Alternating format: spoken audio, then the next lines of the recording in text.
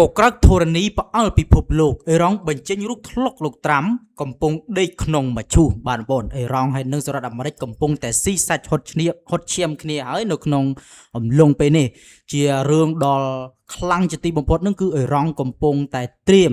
នៅគម្រោងការធ្វើឃាតលោកត្រាំបងប្អូនដូចជានេះគឺជារូបដែលលោកត្រាំកំពុងតែដេកនៅក្នុងមឈូសហើយអង់គ្លេសនឹងគឺអេរ៉ង់បានដាក់ថា we will kill Trump បានន័យថាពួកយើងនឹងសម្លាប់លោកត្រាំឥឡូវយើងទៅតាមដានមើលថាតើលោកត្រាំដេកក្នុងមឈូសនេះជាការគិតរបស់អេរ៉ង់ឬក៏អេរ៉ង់នឹងធ្វើឃាតបានពិតប្រាកដមែនអេរ៉ង់បានបញ្ចេញ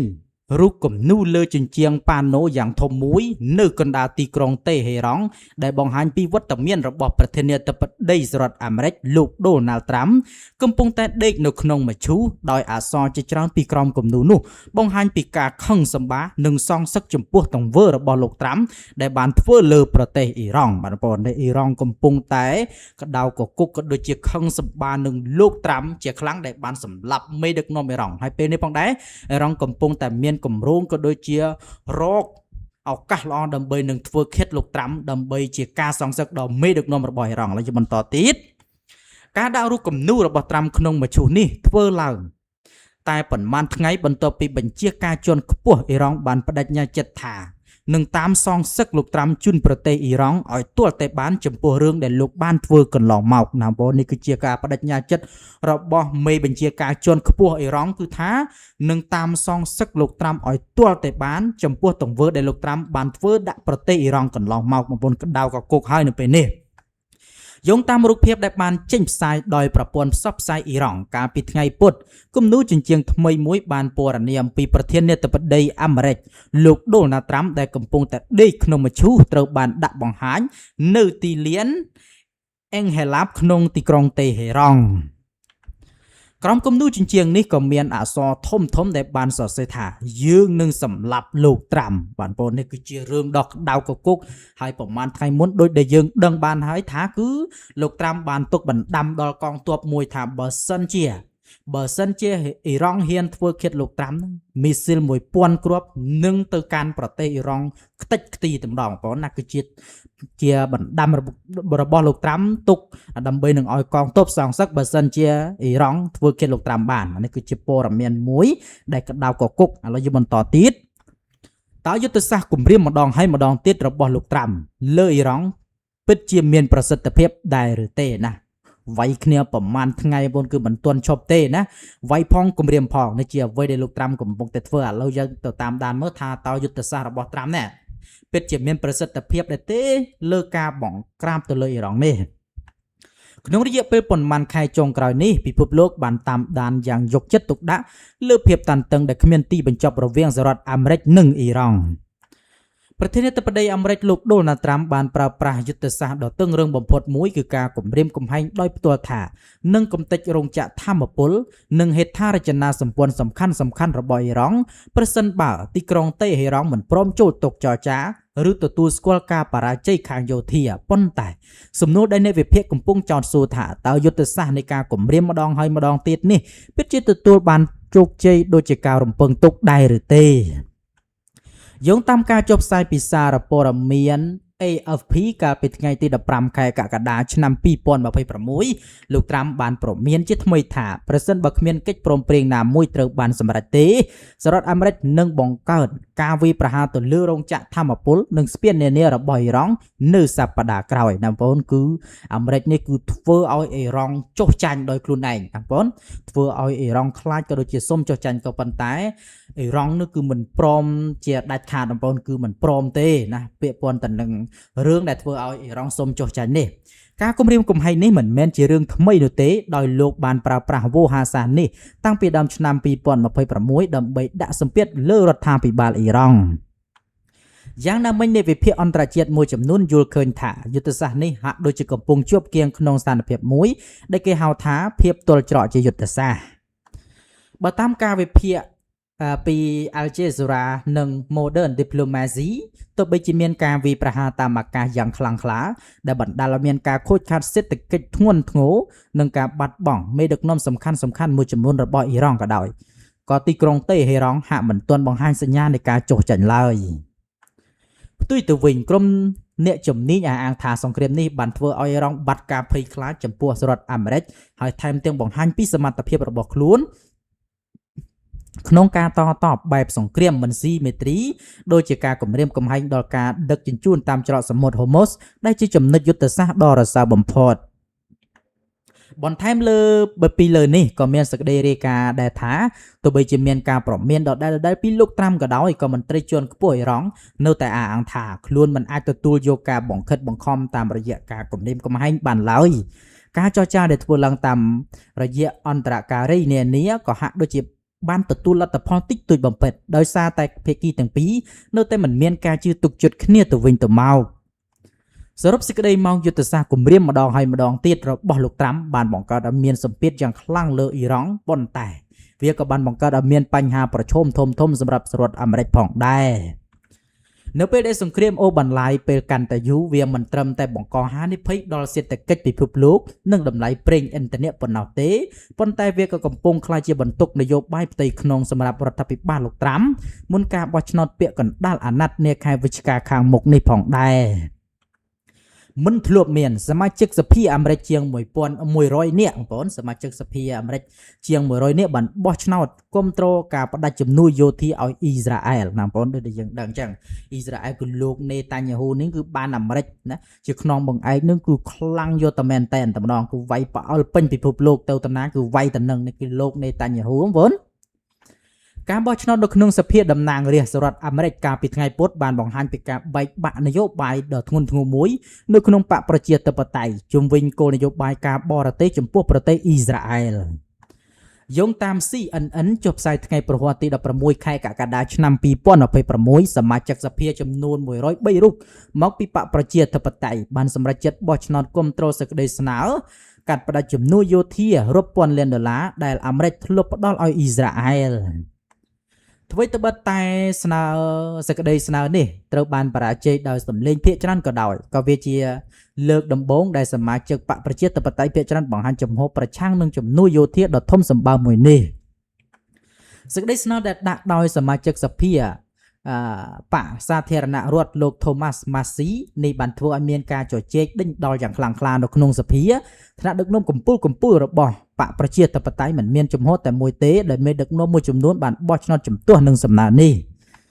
ដោយសារពួកគេយល់ឃើញថាវាមិនត្រឹមតែប៉ះពាល់ដល់យោធាប៉ុណ្ណោះទេប៉ុន្តែថែមទាំងប៉ះពាល់ដល់ជំនួយមនុស្សធម៌សម្រាប់ជនស៊ីវិលដែលកំពុងរងគ្រោះផងដែរចំណែកឯសមាជិកបកប្រជាធិបតេយ្យដែលគ្រប់គ្រងការកាត់ជំនួយវិញបានចាត់ទុកនេះថាជាការបញ្ចប់នៃសម័យកាលដែលអ៊ីស្រាអែលទទួលបានជំនួយដោយគ្មានការត្រួតពិនិត្យពីអាមេរិកមេដឹកនាំបកប្រជាធិបតេយ្យក្នុងសភាលោក Hakeem Jeffries បងប្អូនបានអនុញ្ញាតឲ្យសមាជិកបករបស់លោកបានបោះឆ្នោតតាមចន្ទៈផ្ទាល់ខ្លួនដើម្បីជៀសវាងការបង្ខិតបង្ខំ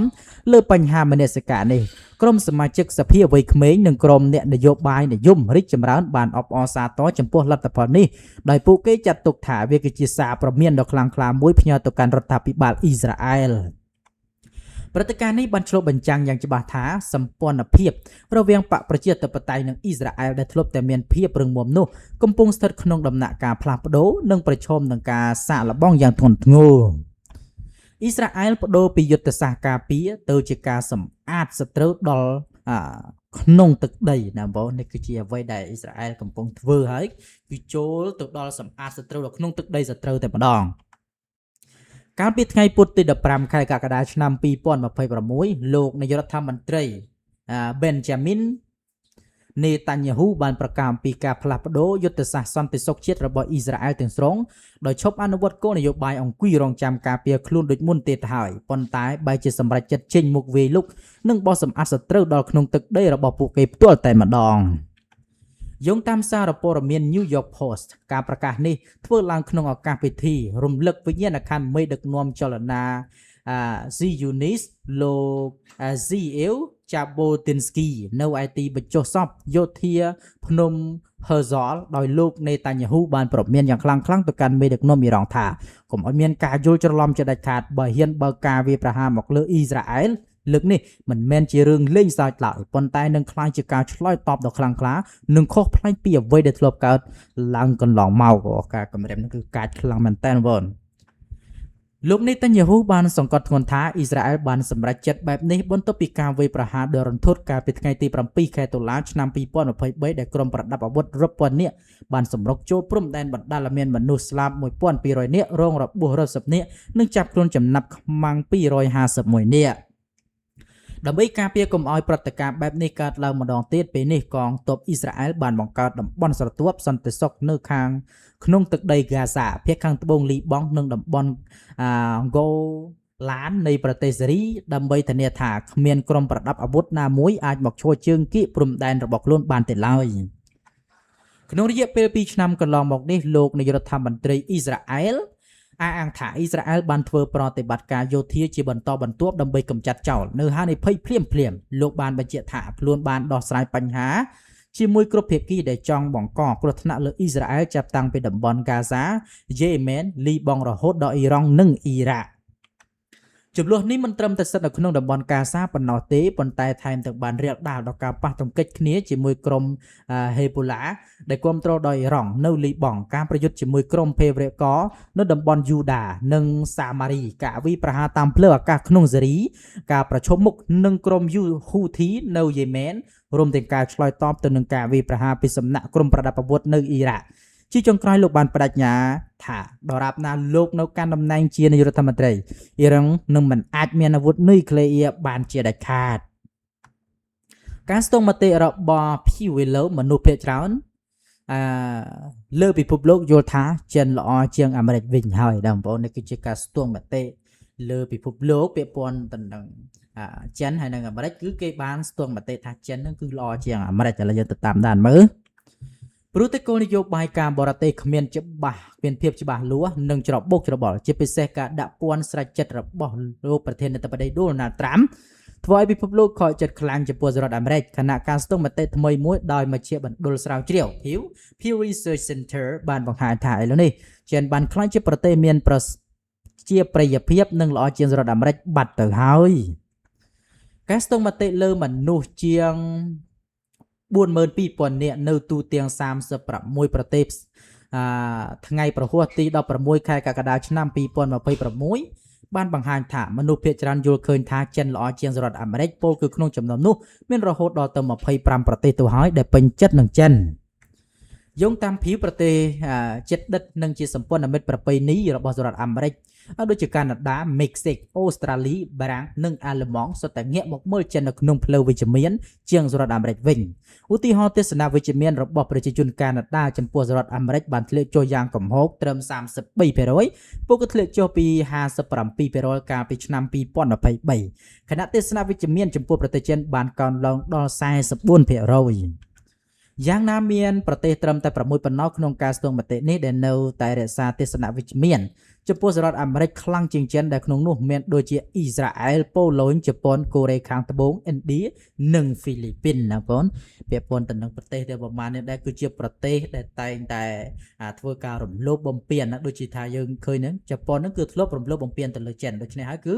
ជប៉ុនកាន់ជើងខាងអាមេរិកហើយបងណាអ៊ីស្រាអែលក៏អញ្ចឹងដែរតែងតែបានការគ្រប់គ្រងពីអាមេរិកអញ្ចឹងហើយក៏កាន់ជើងខាងអាមេរិកហ្នឹងឯងឥឡូវយើងបន្តទៀត